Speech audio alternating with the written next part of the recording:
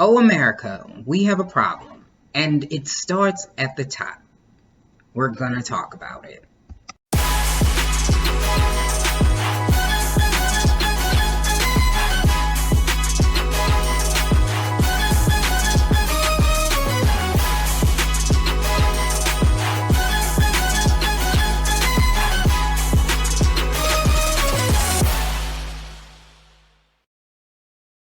Hey everybody, welcome back to yet another episode of Millennials Anonymous. I am so super excited to be here again at the top of another week. I want to first give a big shout out to E. Digga and Charm City Direct TV. Our premiere episode of Brunching with E. Digga and Lise aired this Friday. If you missed it, you can go back and take a look at it on either Millennials Anonymous or on E. Digga's channel, Charm City Direct TV, and you can watch a replay. It was super funny. I want to thank Ashley Wynn Grimes for being our special co-guest host. She was super entertaining, funny, and if you guys are looking to, if you're a nurse and you're looking for an additional credential to get into a multi-billion-dollar industry that is up and coming, please reach out to her and her business in Cannabis Nursing Solutions. She can certainly help you with that. And if you are and have medical issues and you use that cannabis, medical cannabis, please reach out to her as well. She is licensed and she can help you.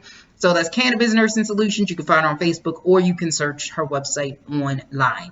So I want to thank them both. And if you've been seeing, we are kind of sharing. Let me move my hair back. We are sharing, and everybody kind of had on this shirt. I want to smell lemons with Millennials Anonymous. So we will have them available for you soon. So if you're like, hey, where you get the shirt from? I want a shirt. It's coming soon. So please let me know if you're interested in getting one for you to purchase. And I'm super happy because we will have another episode of Brunching with E. Digga and Lise this upcoming Friday. And that is at 11 a.m. And if you have any questions for me, if you want to be a guest host on that show or Millennials Anonymous, you can reach out to me and I'll give you that information at the end of the show. But we need to get moving right along because there's so many things to get to today. I just don't know. So let's move into the hot trending topics of the week. Unfortunately, we're starting this off on a more somber note. Just like last week, I'm tired of the sad news. 2 mass shootings occurred in less than 13 hours apart this weekend with more than 30 killed. We had Lamar Odom and his new girlfriend. People are upset. It looks like she may have potentially an assault charge with her ex with hitting him. So people are up in arms with that. RFK's granddaughter overdosed as well this past week, so rest in peace. Kylie Jenner loses 3 skin health, trademarks, or they were suspended. So she had 3 skincare trademarks suspended. I don't know what's going on with that one, but I guess they're billionaire problems. Cardi B potentially leaked a sex tape. I don't know why she would do that, but people are alleging that she leaked a sex tape. Robin Williams was allegedly fighting Parkinson's disease, which was revealed in a new documentary. J-Lo celebrated her 50th birthday looking fabulous. I only wish I'm younger than her, and I don't even look half that good, not even a quarter. Kevin Spacey reemerges after the sexual assault charges were dropped. He was spotted out and about overseas. We have Wendy Williams, who is selling her $1.9 million home in New Jersey with her husband, Kevin. Now, if you guys are in the market, if you got an additional $1.9 million, let her know. She's selling it. And Marianne Williamson, a potential presidential hopeful, is now the number one search person or candidate or Googled person. So she's moving up in, I guess, interest. I don't think she's moving up in the polls, but we never know. So that has been your 10 hot trending topics of the week. We're going to move right into it and get it started. So let's get everything talking right into it. So the first thing we're going to talk about is really mass shootings or American culture right now. And I'm not even going to say right now because it hasn't really been right now. It's really been always. We've always had issues in America as far as race. And it's something that has come back up again. It has resurfaced. We saw with the 2 mass shootings that did occur over the weekend. The one in El.Paso, he wrote a 20-minute screed about immigrants, or he wrote a screed about immigrants on a, white nationalist site 20 minutes before he actually went out and carried out the assault. Now, this is something that isn't new. There have been, mass shootings that occur in this country over years and years and years. However, it is something that in recent times it has gotten more pervasive. The language and the tone of the country has gotten a lot worse.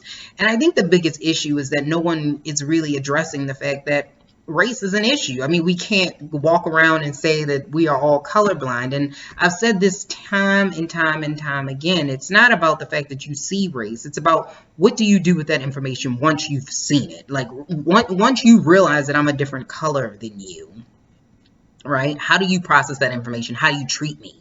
That's what makes you a racist. If you treat me differently because you see that I'm a different color than you or I look different than you, then that makes you racist. Not the fact that you see that I'm a different culture or different race or color than you. That in and of itself, because we all see it. Like I said, it's how you process the information. And once you process the information, what do you do with that information?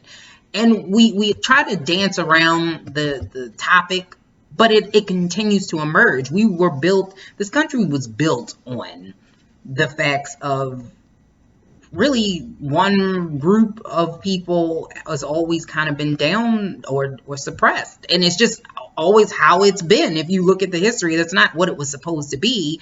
So in essence, when you're talking about the forefathers built this country, it was supposed to get away from religious persecution overseas, and you should be able to worship freely in the way you want to. But when they came over here, they never intended for, African Americans to be free. That wasn't the intention when we came over here. So there was always a group of people that was suppressed. The Native Americans were pretty much pushed out, and they captured their land. And that's just how America was. And I think the fact that we've tried to cover it up for so long is why we have these lingering feelings for so long, because we don't talk about it. And it is something that needs to be discussed. I don't mean that you have to turn everything into a race issue, which I'm seeing as well. So not even just on the right, I'm also seeing this on the left, where everything is a racial issue. And if you turn everything into a racial issue, nothing is a racial issue. So let's not talk about it in the sense that everything is about race, because it's not.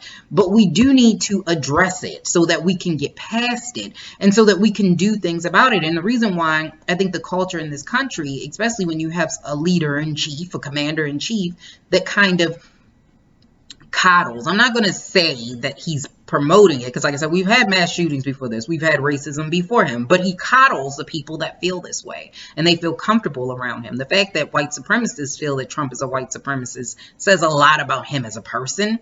It's funny that we are even still having these conversations, that these things, oh no, that's not what it is. It appears to be that. Like, I mean, they're still doing investigations about it, but that's really what it appears to be. He was an avid Trump supporter. He didn't like immigrants. And when you have someone that you are avidly and vehemently following, and they're saying, like, you have an invasion of people, these people are coming in, they're taking your jobs, we need to make America great again. So that means that you're going backwards in a time when you don't have people that are brown and black and Asian, and you don't have that culture. It's kind of promoting that mindset. And it's sad, because when I was starting to read some of the stories, and it's unfortunate that we don't talk about race in us, because when you start talking about race, you realize that we're not that much different, right? We all are really the same when you get down to the core of a person. And it's sad because you killed someone who was just like you simply because you thought they were different. And I was reading stories about a mother and a father who had just dropped their daughters off at camp, 2 and a 5-year-old, and they had their 2-month-old son with them. Both were killed in that Walmart, shielding the baby, shielding their son. The baby lived, but he had a couple broken fingers because the father was still on top of him when they found the baby. But it's a sad thing, because that was just a mother. They were just going school shopping, and now their children have to grow up without a parent because you felt that someone is just like your family, right? Just trying to live the American dream, just trying to go from day to day, not hurting a soul, spending money in the economy that you claim is so great to keep it good. You killed them for no reason except for You were upset. You knew that it was a predominantly Hispanic area and you wanted to cause damage. That's a scary thing. And you just see and hear all of these different stories of people who are just regular American people. I think there were a couple of Mexican nationals as well that got killed. But just American people just shopping for their kids to go back to school, just living another day, not hurting a soul, that end up getting killed just for not being different than you. Because like I said, we all want the same things. We want our families to be good. We want to have good health. We want to make sure that our country thrives and that we are able to pass down a good legacy for our family. That's all we all really want. And the fact that you couldn't allow that person that pursuit of their own happiness that had nothing to do with you is sad. And then not even 13 hours later, or 13 hours later, not even 24 hours later, you have another shooting that occurred in a predominantly African-American area with someone that shot up and killed 9 people. It's 10 are dead, including the shooter. And right now, they don't even technically have a motive. It just makes you wonder. And I know that they don't know yet why he did it, but it seems kind of odd that he would pick an area that seemingly most of his victims were African American. So I don't know. I think that they're trying to push real hard for this to not be something that's going to fall back under Trump. So I think that they will probably push it out of the way, that it's not on him. But this is something that we need to talk about. Race exists in this country, and pretending like it doesn't make it go away. It makes it boil over, and then you have people that still have these ideologies. Did Trump create racism? No, he did not. Racism existed way before he was even born. But the fact that he makes them emboldened, and he was at a rally and he was talking about immigration. I don't remember exactly what it was about, but he was saying something along the lines about how to stop Mexican immigrants from coming to this country. And somebody said, shoot them. And he laughed. And he said, no, you can only get away with that in the panhandle. What United States president would ever not condemn that language right then? It's a sad thing because, I mean, he said some tweets, but he's never, condemned his own language, some of the things that he said, his own rhetoric, the wording, the choices that he used, the phrases, the tweets. He's never said that he shouldn't have, he takes some ownership of it. Not saying that he wanted anybody to kill anybody. I'm not saying that. But sometimes your words carry weight, especially when you hold a certain level of a platform or power. So if you're a celebrity, if you are a politician, your words hold a little bit more weight to people because they see you in a higher light. I'm not saying that you're any different from me or you, because we're all human. We bleed blood the same, right? We all gonna live, we all gonna die. But, or as Drake says, everybody dies, but not everybody lives. But we are all human. So you carry the weight. Plus, you have a bigger platform for more people to see it.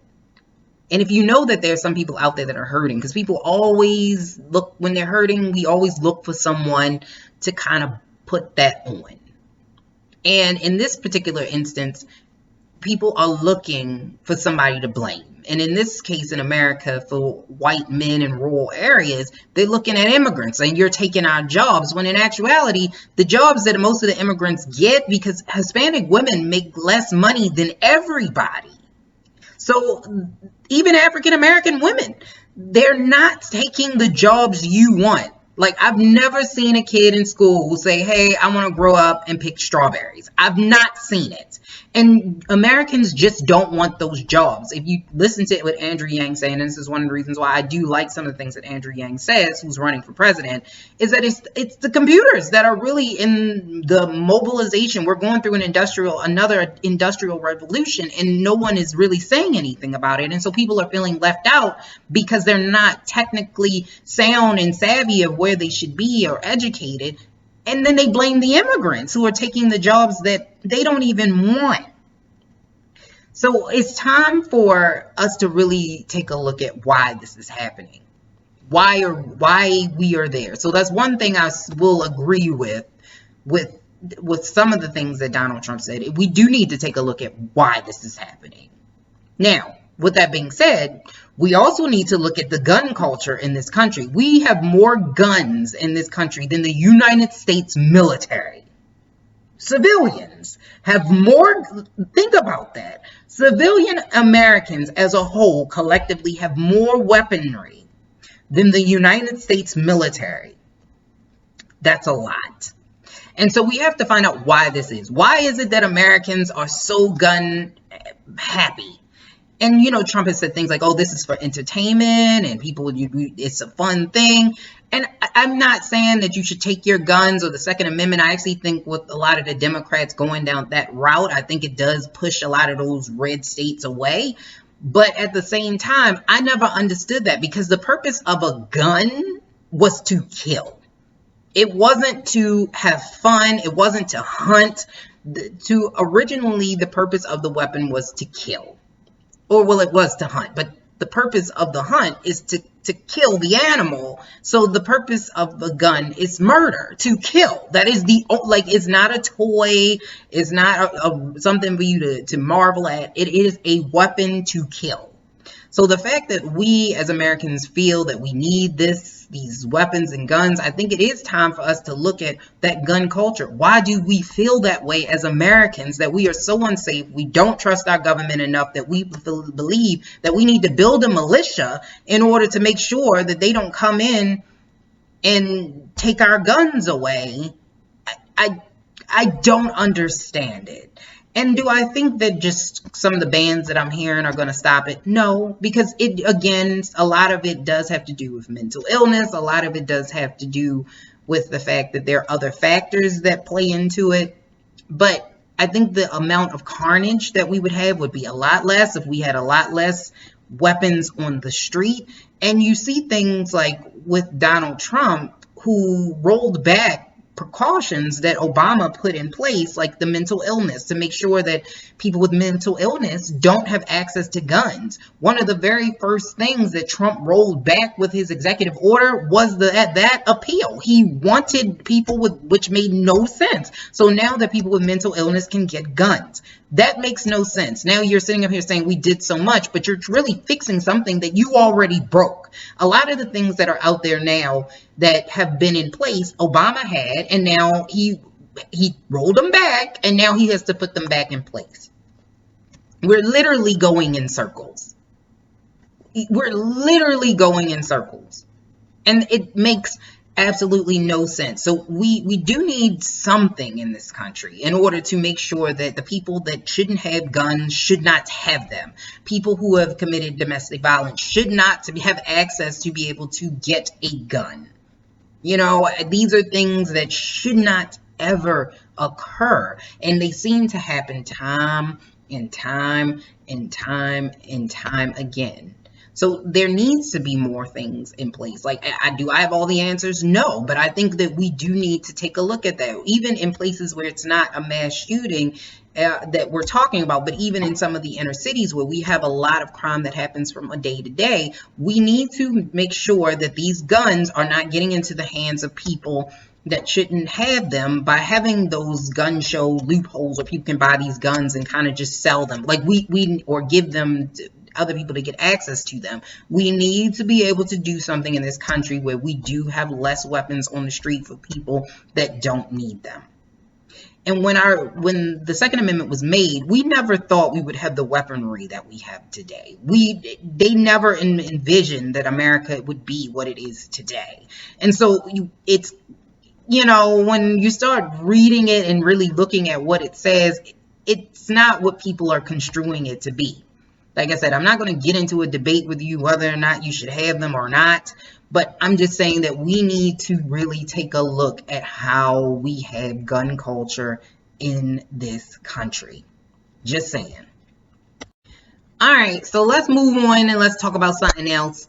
So the next thing that we're going to talk about is now the facade of social media. And the reason why I'm saying this is because I've been seeing a lot of videos on social media that just kind of make me go, what? Huh? What is going on? So if you've not seen it, there's this whole challenge, this whole cucumber challenge that's going on. You see all these women out there that in clubs and in other places that are apparently putting, I'm not going to get graphic with you, but they're putting the cucumbers in their mouth and they're not eating them. Let's just say that. Let's just, and it's getting to the point, and now we have this whole theme of this hot girl, hot boy, hot girl summer. I forget what the thing for the men is, but it's something similar.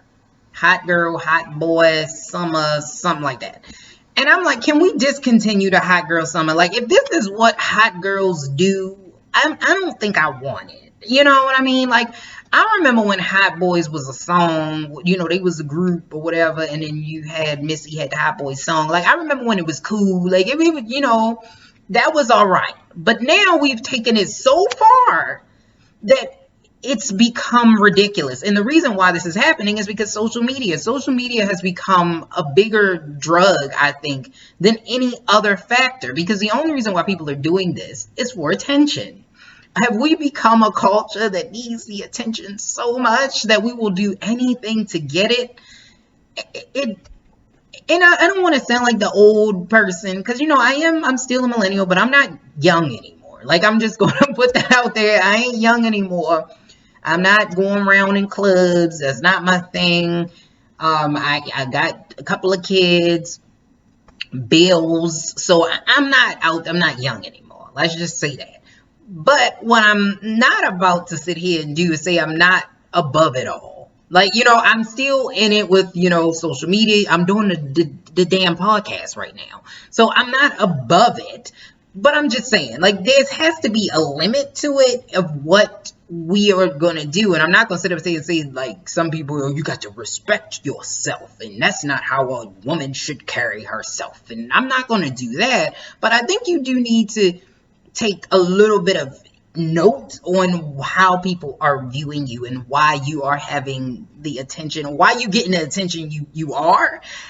It's just, I just don't understand it now. Like, it's one of them things where it's like, is it really that serious that you have to do that? Because I'm thinking, who are you really going to attract? Because I can guarantee you the person that you attract ain't the one that you want. And it's not just women, it's men too. Like, it has gone to the point where it's just like everybody needs, like, LOQ, I need love.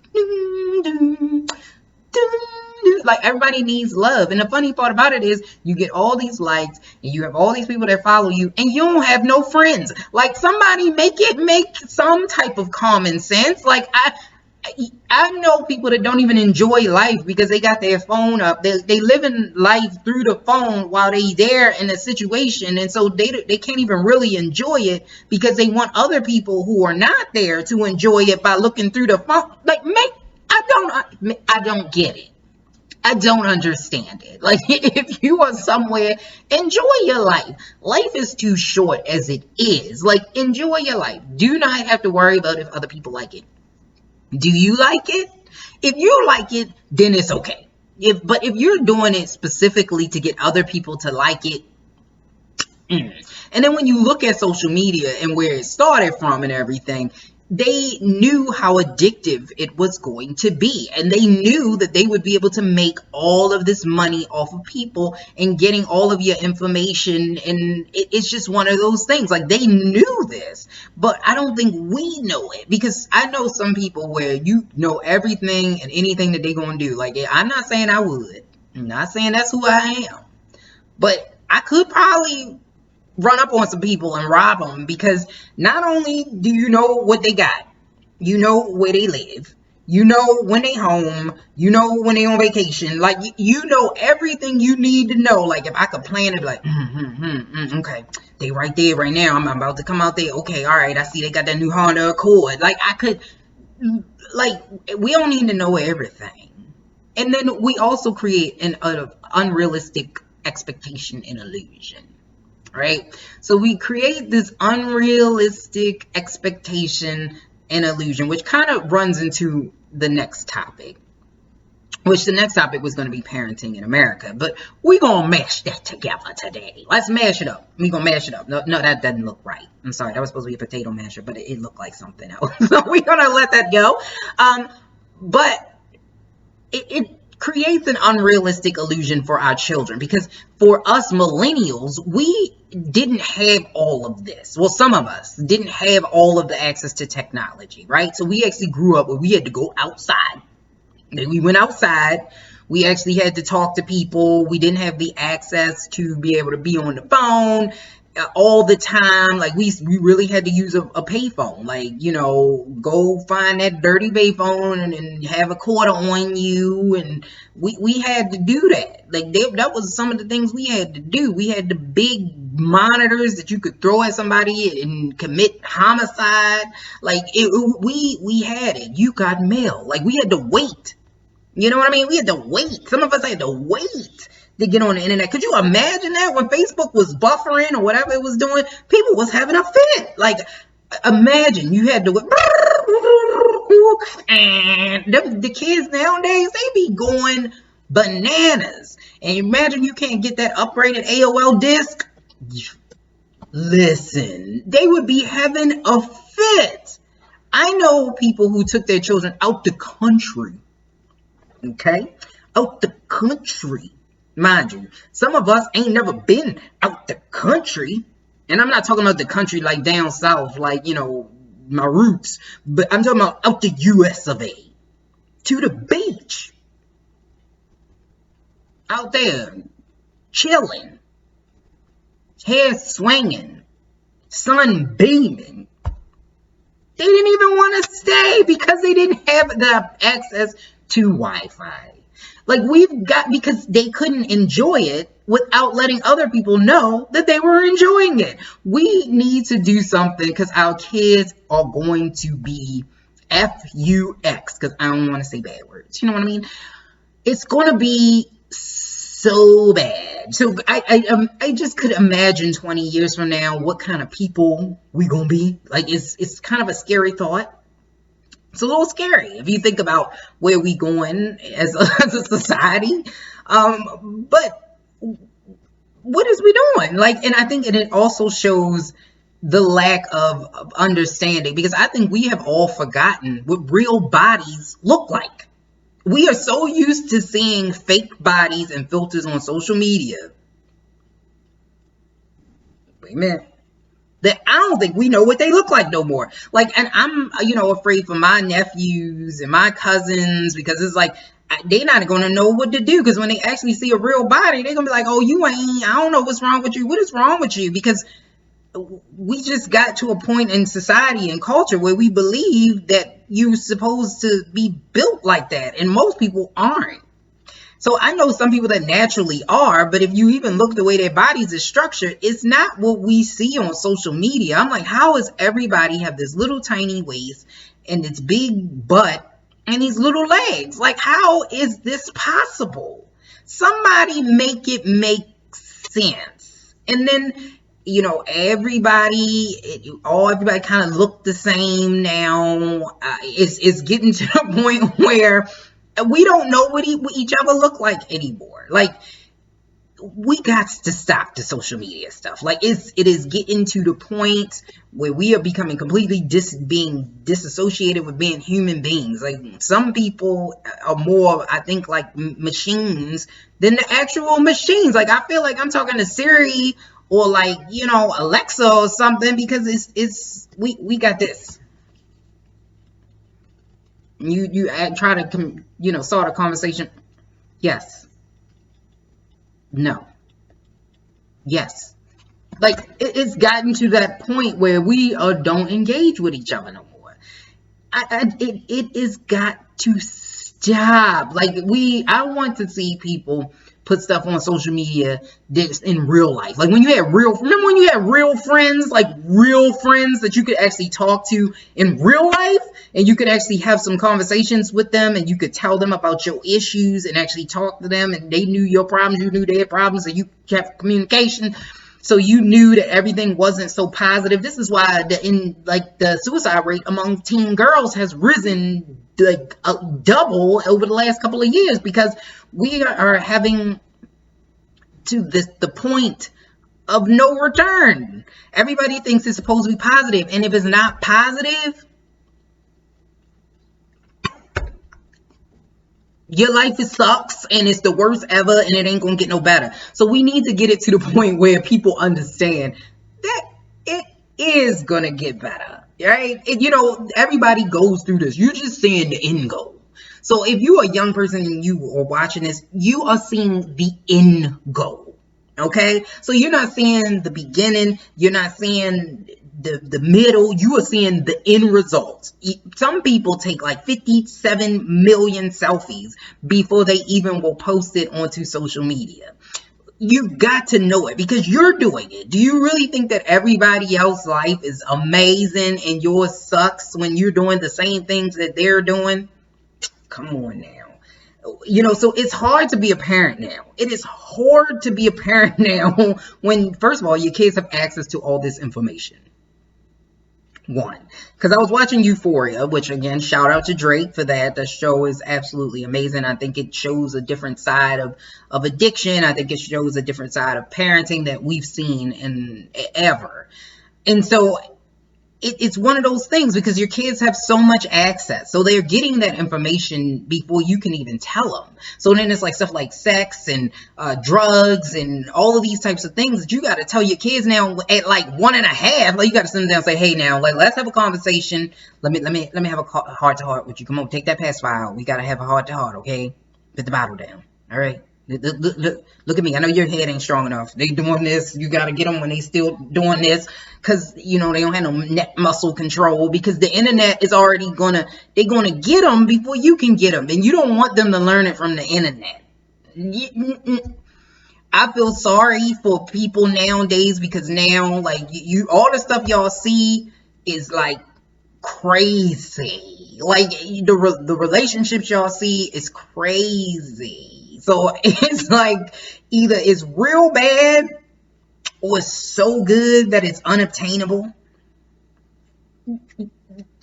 So you have no idea where you should be. You don't know where you should fit in at all. Porn now is super rapey. It's like it has gotten to the point where people the things that you see on the internet now is like, what did I just see? Like, it is getting to the point where it's like, huh? And I think that's why we don't have boundaries anymore. And it's because of social media, because social media has taken away those boundaries where you have privacy and you can keep stuff to yourself. Because if you don't put it on the internet, you don't exist. It didn't happen. And so now we don't have anything that is private anymore. And if it is private now, it's bad. It has some bad connotations to it. I believe that there are certain things that you should keep off there. It don't belong on it. Your arguments, fighting with people, doesn't belong on there. And you can always, and then another thing that social media does to kids is it creates kids that are in these bubbles. So now, because everybody's on social media, you can kind of like find the people and the websites that kind of cater to your opinion. So then it makes you right, because if the stuff is not what you want to hear, you just kind of move on. Because we don't get straight news anymore. Now all of our news kind of got a slant. You know how they said in Bad Boy, got a slant. All of our news got a slant. So it's either right or it's left. Like, we very rarely have news that's in the middle, like just straight news. We don't have that no more. And so now we can kind of like cater it. Oh, I don't like this, so I ain't gonna watch that. Oh, I don't like this, so I ain't gonna watch that. Oh, I don't like this person that they said that, so I don't want to follow them. And so now we create people into bubbles, and you wonder why we have so much divisiveness. Because we don't have people that are different from us. I believe that we need more of people that are different from you. Because that's how you figure out that people are just like you. Without that, you don't figure out who's like you. You don't know who like you. But you need to be able to integrate with other people. And social media does a really good job of making sure that you only connect to people that believe in like things that you like. And so now you get these people that, oh, I know I'm right. And they cite these articles from xyz.com. Like, really? Like, this is where you're getting your information from. Like, at least make it somewhat verifiable. You know what I mean? Like, we at Millennials Anonymous, we share a lot of articles, but the places that we get them from usually come from verifiable sources that are credible. So you're going to get MSNBC, CNN, BlackAmerica.com. Like, these are places that carry some clout. Like, what you're not going to see is me share baby22.com. I'm not going to share that because I don't know what that is, and I don't know where it came from, because anybody can write an article. Look, I did, and I'm one of the worst grammar students ever. But I've written articles. So you've got to understand that anybody now has access to change, manipulate, and plan. So not only do we have to worry about social media with our kids, we have to worry about making sure that they are getting exposed to the right information. And those are the things that just, it's a scary world that we live in. That's all I'm saying. So this has been another episode of Millennials Anonymous podcast. So if you out there want to be a part of Millennials Anonymous, let's say you got a business or whatever and you want to be on, or there's a pressing issue or topic and you're like, I don't really agree with you, but I want to come on and talk about it, definitely let us know. Reach out to lisa@lisawinnie.com, or you can DM directly or instant message, whatever you want to say, on either Instagram, which is just Millennials Anonymous, or you can go to Facebook, which is Millennials Anonymous Podcast. Either way, whatever works best for you. You know, I know we were talking bad about social media, but it has some good stuff too. Don't get me wrong. And I do want to let you know that, again, we will be back again with another episode of Brunching with E-Digger and Lise this Friday, live at 11 a.m., super happy and excited about it. I always say that too. I don't know why I always say that, but I am happy and excited about it. We will be giving you the topic soon about what we're going to be talking about and who our special guest host is going to be. So we will be announcing that soon. It's sometime probably on Monday. And another thing I want to let you guys know about is that Millennial class will be coming. So you will be getting some more information about panels and stuff like that and all of that good jazz. So thanks again for tuning in to Millennials. Listen to Millennials Anonymous podcast. And before I go, I do want to say rest in peace to my cousin, Larry Stephen Johnson Jr., who lost his life untimely this Friday. So definitely sending out all of my condolences to my cousin and her mother, and my uncle, who lost their son way too soon. And we definitely need any and all of your help. If you've seen on the news, it was a hit and run in the Maryland area. I believe that's Anne Arundel County. I'm not too sure, but I believe that's the Anne Arundel County area.